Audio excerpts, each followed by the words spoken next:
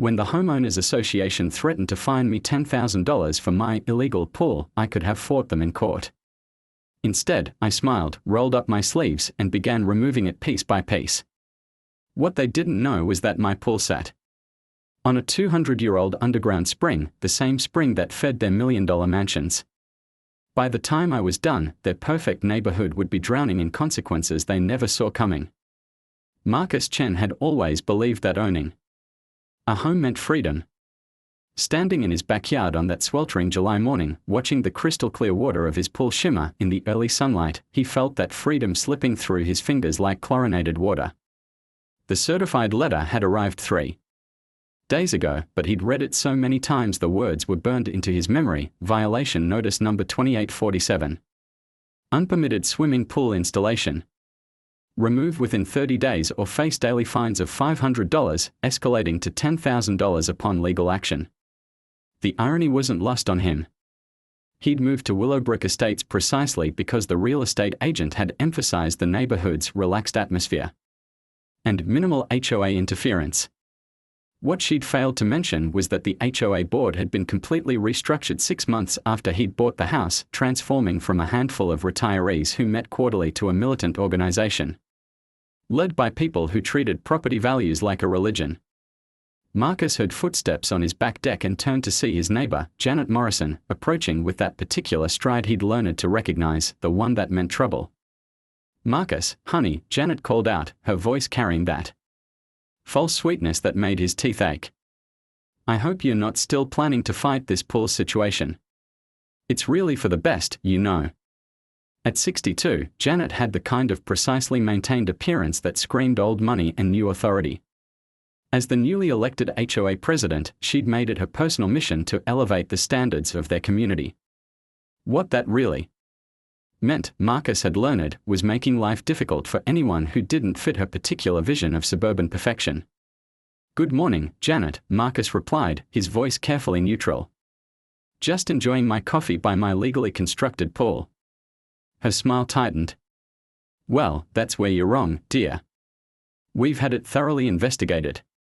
Your pool was built in 2019, but you didn't file the proper HOA approval forms until 2020, and even then, the documentation was incomplete." "The documentation was complete. I have every receipt, every permit from the city, the city permits." "Yes," Janet interrupted, her tone growing sharper. "But HOA approval requires a different process entirely. One that wasn't followed." Marcus set down his coffee mug with deliberate care. "Janet, I bought this house in 2018. The pool was already here when I moved in. The previous owners, the Hendersons, built it. The Hendersons received a grandfather exemption that doesn't transfer to new owners." "Really, Marcus, if you'd bothered to read the covenant documents thoroughly, I read every page of those documents. This exemption issue is news to me, and frankly, it smells like retroactive rulemaking."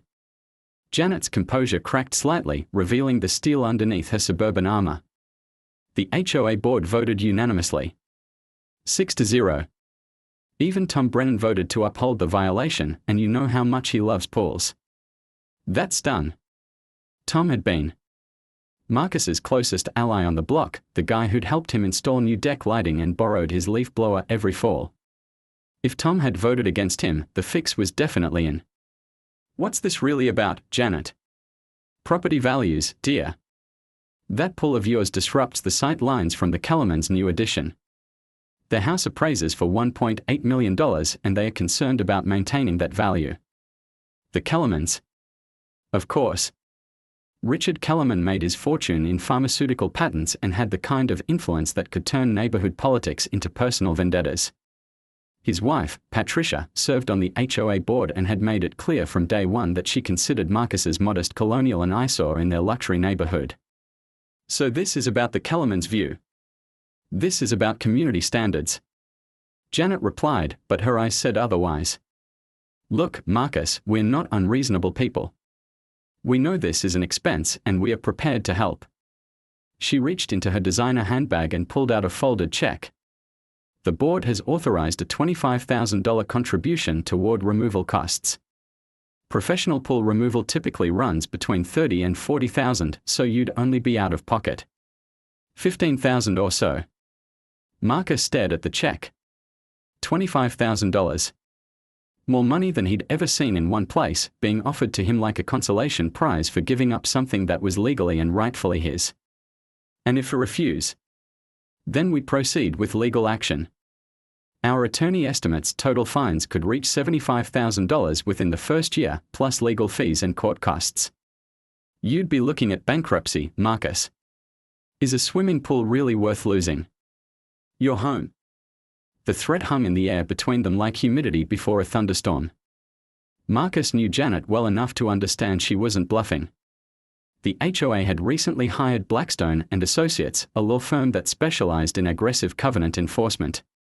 They'd already forced 2 other homeowners to sell rather than face escalating legal fees. Marcus looked back at his pool, remembering the weekend 2 years ago when he taught his nephew to swim in those waters, watching the kid's face light up when he finally managed to float on his own. He thought about the quiet evenings when he'd float on his back, staring up at the stars, feeling more at peace than anywhere else in the world. I need time to think about it. You have 27 days, Janet replied, tucking the check back into her purse. But Marcus, I hope you'll be reasonable. Some battles just aren't worth fighting. She walked away, her heels clicking against his deck boards with military precision. Marcus watched her go, then turned back to his pool. The morning sun had climbed higher, turning the water into a mirror that reflected not just his face, but his entire life in Willowbrook Estates. He'd spent 3 years trying to fit into this neighborhood, attending block parties where conversations revolved around property taxes and private school rankings, nodding politely when neighbors complained about those people moving into the area. He'd convinced himself that belonging was worth the constant code switching, the careful navigation of unspoken social rules, the exhausting performance of being just successful enough to warrant acceptance but not so different as to cause discomfort. Now, standing at the edge of everything he'd worked for, Marcus realized he'd been playing a rigged game all along. His phone buzzed with a text from his sister Amy. How'd the meeting go with the HOA lady? Marcus had told Amy about the violation notice, and she'd immediately offered to loan him money for legal fees. As a civil rights attorney, she'd dealt with plenty of cases involving discriminatory HOA enforcement, and her first instinct had been to fight. They are offering $25,000 for voluntary removal, he texted back. That's admission they know they are wrong. We should countersue. For what? I'd spend $50,000 in legal fees to maybe win $25,000. It's not about the money, Marcus. It's about the principle. Marcus stared at those words. Principle. He'd built his entire adult life around principles, working 2 jobs to put himself through engineering school, saving for 6 years to afford a house in a good neighborhood, always paying his bills on time, never asking for handouts, proving that he belonged through sheer determination and impeccable behavior. And where had those principles gotten him? Standing in his backyard, being extorted by people who saw him as a problem to be solved rather than a neighbor to be welcomed. His phone rang. Tom Brennan's name appeared on the screen. Marcus, hey, I heard Janet paid you a visit this morning. Yeah, she made the board's position pretty clear. Listen, man, I need you to know that vote wasn't personal. The legal advice was unanimous. Fighting the HOA in court would cost everyone money in increased dues, and Tom, you voted to fine me $500 a day for keeping a pool that was built legally with all proper permits. The HOA permits were never required when the pool was built. You know that, I know that, and Janet knows that. This is about something else entirely. Tom was quiet for a long moment. Look, between you and me, Richard Kellerman made it clear that anyone voting against this enforcement action would face their own property inspections. The guy's got a 20-foot fence that's definitely not up to code, and Patricia's garden shed is 3 inches into the setback requirement. There it was. The truth Marcus had suspected but hadn't wanted to acknowledge. This wasn't about rules or property values or community standards. This was about power, pure and simple.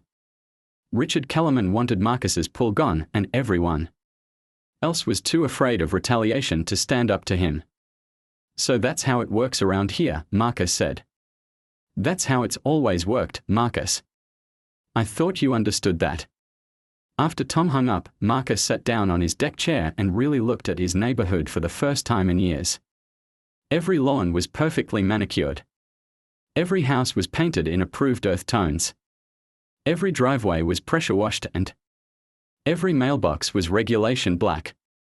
It was beautiful in the same way a museum display was beautiful, impressive, valuable, and completely lifeless. Marcus pulled out his laptop and started researching. The sound of hammer against chisel rang out across Willowbrook Estates at exactly 7 a.m., sharp and rhythmic as a church bell. Marcus had positioned himself at the pool's edge where the morning sun cast his shadow directly across the Kellerman's pristine back lawn, and he worked with the methodical precision of a surgeon. Tap. Tap. Tap. The grout around the first tile cracked and crumbled. Marcus used the removal tool the Home Depot clerk had given him to clear away the debris, then carefully lifted the tile free. Turquoise and gold swirled across its surface like captured sunlight. "Beautiful," he murmured, holding it up to catch the morning light before placing it gently in the first of many storage boxes he'd arranged along his deck. Tap. Tap. Tap. The second tile. Then the third. By 7:15, Patricia Kellerman appeared on her back patio in a silk robe, coffee mug clutched in her manicured hands like a weapon. She stood there for a full 5 minutes, watching Marcus work with the horrified fascination of someone witnessing a car accident in slow motion. Marcus looked up from his fourth tile, smiled broadly, and waved. "Good morning, Mrs. Kellerman. Beautiful day to start a project." Patricia's face went through several interesting color changes before she spun on her heel and marched back inside. Through the sliding glass door, Marcus could see her making an animated phone call, her free hand gesturing wildly. Tap. Tap. Tap. Fifth tile. Sixth. Seventh. By 8:30, Janet Morrison arrived, power walking across Marcus's lawn in her designer athleisure wear with the determination of a general inspecting battlefield casualties. "Marcus, what exactly are you doing?" Marcus paused in his work, sitting back on his heels with a satisfied expression. 8 tiles lay carefully arranged in his storage box, each one cleaned and cushioned with tissue paper. Complying with the HOA directive, Janet. Pull removal, as requested. This isn't what we meant, and you know it. The violation notice specifies pull removal within 30 days. It doesn't specify method or timeline within that period. Marcus held up his 9th tile, examining it against the morning light. This one has a hairline crack. Probably happened during the original installation. Still beautiful, though. Janet's jaw tightened. "Marcus, this is going to take forever."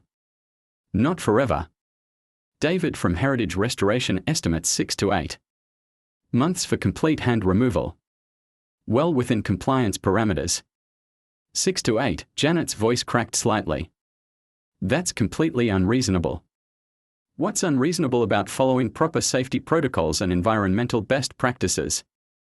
Marcus gestured to his neatly organized workspace.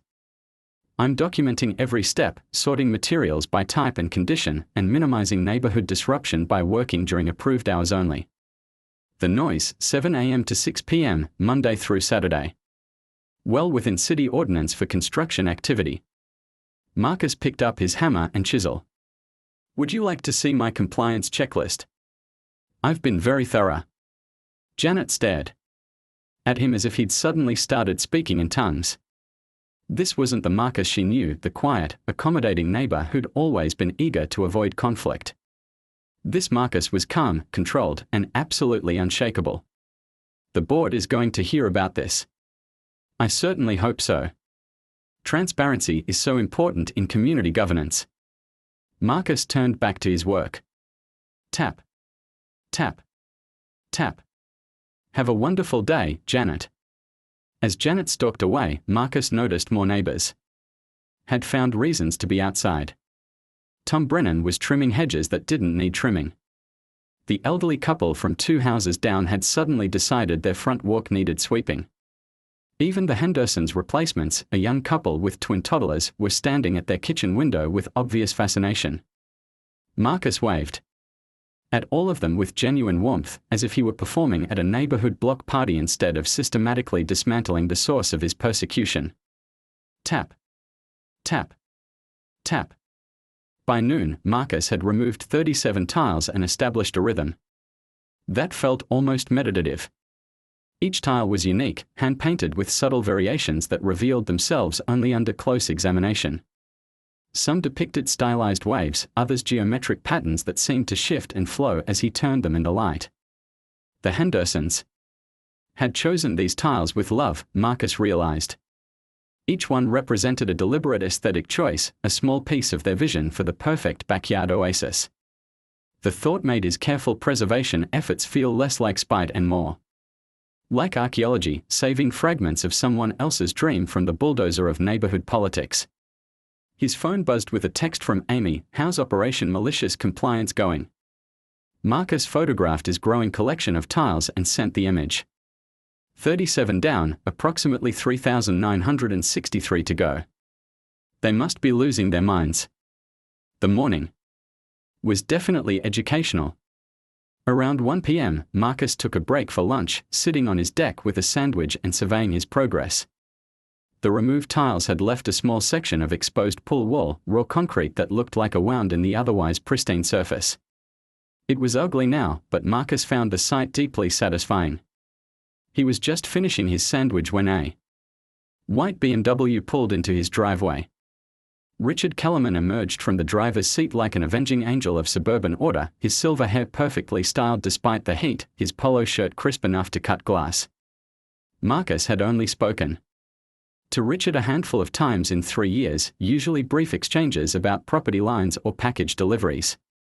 But he'd observed the man's routine from a distance: 7 a.m. departure in the BMW, 6:30 p.m. return, weekend spent on mysterious business calls that required him to pace his back patio while shouting at his phone. "Chen," Richard called out. As he crossed the lawn, his voice carrying the authority of someone accustomed to being obeyed. "We need to talk." Marcus remained seated, forcing Richard to approach him rather than meeting him halfway. "Good afternoon, Richard. What can I do for you?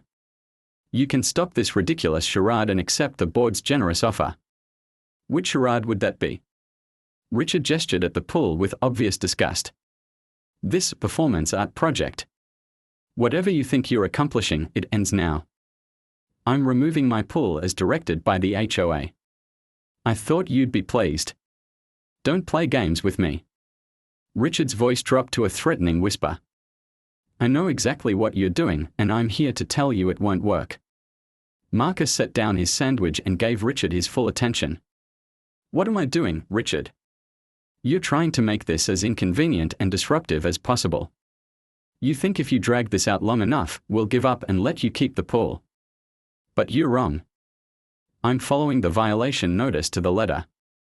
If that's inconvenient, perhaps the board should have been more specific in their requirements." Richard's face flushed red. "The board voted unanimously under threat of retaliation from you, according to Tom Brennan." Marcus's voice remained perfectly calm, which seemed to infuriate Richard even more. "But that's neither here nor there. The decision is made. And I'm complying. You're being deliberately obtuse. I'm being thorough. These tiles are hand-painted ceramic, probably worth $15 to $20 each at retail. Seems wasteful to just throw them in a dumpster, don't you think?" Richard stared at the carefully organized boxes of tiles, his expression shifting from anger to something that looked almost like panic. "How many tiles are there?" 4,000, give or take. Plus coping stones, equipment, concrete, plumbing. Marcus smiled pleasantly. "It's quite a project. This is insane. No one-hand removes. Pull tiles." "I do. It's going to take forever. 6 to 8 months, according to the professionals. Though I might be able to work faster once I get into a better rhythm." Richard's hands clenched into fists at his sides. "The noise is going to drive the entire neighborhood crazy. Only during approved construction hours. 7 to 6, Monday. Through Saturday. Very reasonable, really. Patricia can't stand the constant hammering. She's getting migraines." And there it was, the real issue. Not property values or community standards, but Patricia Kellerman's delicate sensibilities being disturbed by the sound of Marcus actually following their demands. "I'm sorry to hear about Mrs. Kellerman's health issues," Marcus said with genuine sounding concern. "Perhaps she could speak to her doctor about migraine prevention. I understand there are some very effective medications available." Richard's face went from red to purple. "You arrogant son of a, is there something else I can help you with today, Richard? I'd like to get back to work before I lose the good light." For a moment, Marcus thought Richard might actually take a swing at him. The older man's entire body was trembling with suppressed rage, his carefully maintained facade of suburban respectability cracking like old paint. Instead, Richard leaned in close enough that Marcus could smell his expensive cologne and see the broken blood vessels around his eyes. "You have no idea who you're messing with," Richard whispered. "I've destroyed better men than you. For less than this." Marcus met his gaze without flinching. "I'm sure you have." Richard straightened up, smoothing his polo shirt and regaining some of his composure. "This isn't over." "No," Marcus agreed, picking up his hammer and chisel. "I imagine it's just beginning." After Richard stormed away, Marcus returned to his work with renewed energy. Tap. Tap. Tap. Each strike felt like a small victory, every removed tile a declaration. Marcus woke to the sound of heavy machinery at 6:45 a.m. Through his bedroom window, he could see a massive excavator positioned just inside the Kellerman's back gate, its yellow bulk casting shadows across his pool area. Two workers in hard hats were setting up equipment while Richard Kellerman supervised, gesturing emphatically toward Marcus's house. "So that's their game." Marcus dressed quickly and stepped onto his back deck with his morning coffee, making no attempt to hide his interest in the proceedings. The excavator's engine roared to life, drowning out the peaceful morning sounds of birds and distant traffic. Patricia Kellerman appeared at her patio door in a silk robe, arms crossed, watching Marcus with undisguised satisfaction. When she caught his eye, she raised her coffee mug in a mock toast. "Good morning, Marcus," she called out sweetly. "I hope you don't mind the noise. We are having some foundation work done. It should only take a few weeks." "A few weeks?" "Right. During his pool removal timeline."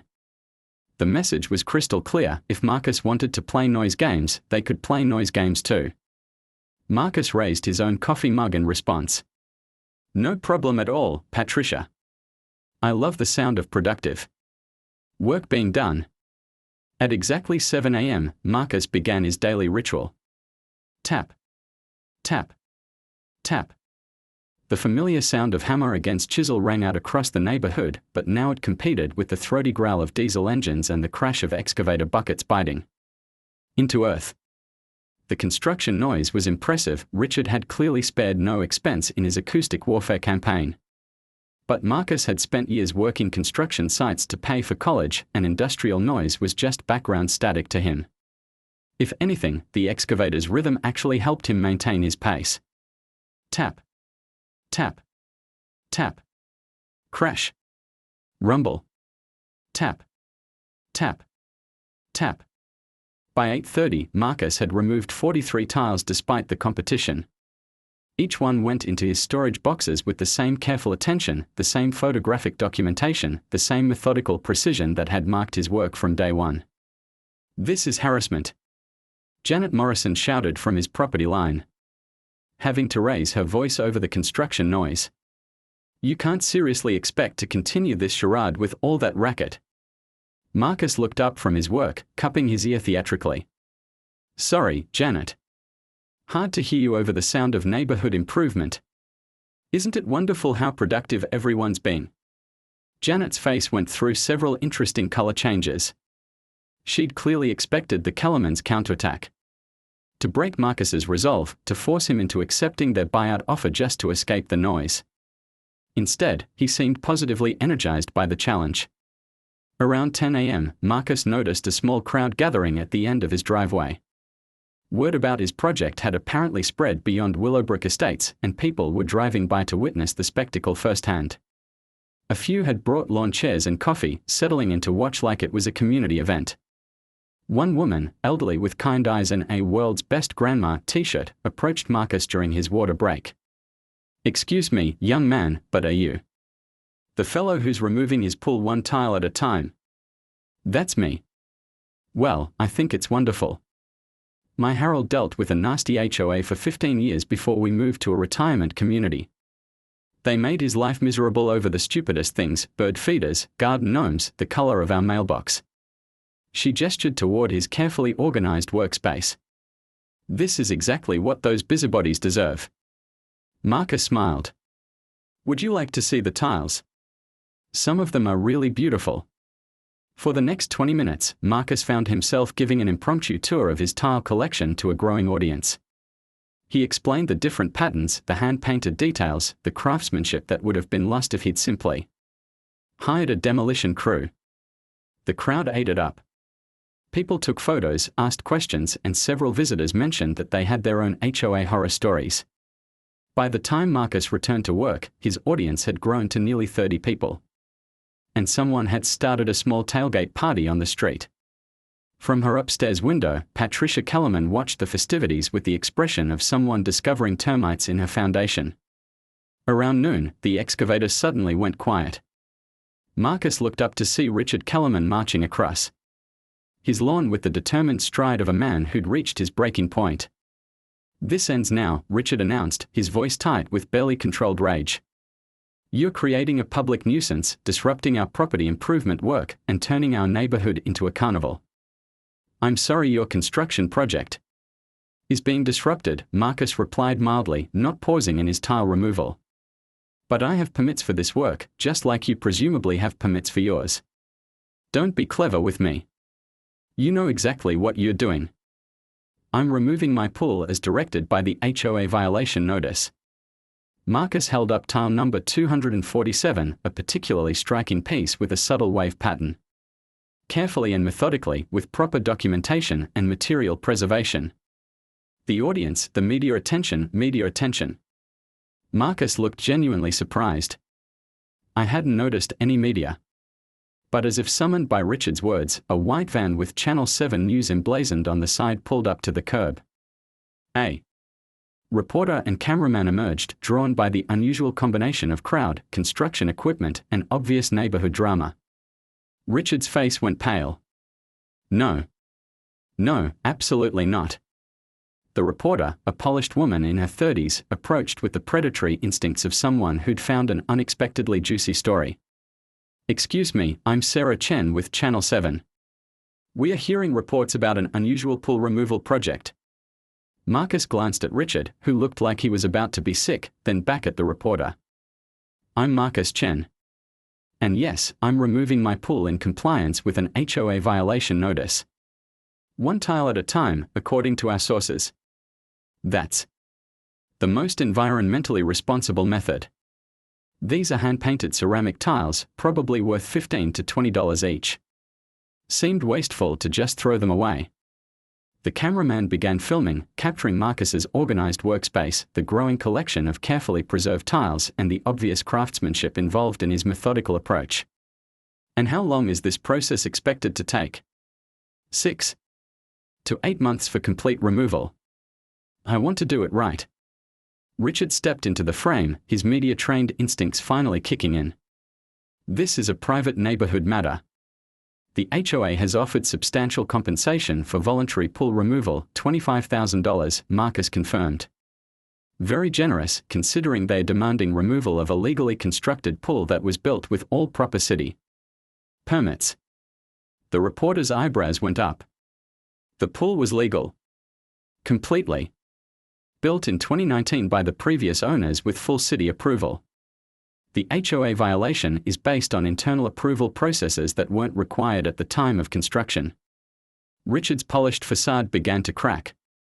"The neighborhood covenants clearly state that all modifications require HOA approval," Marcus agreed.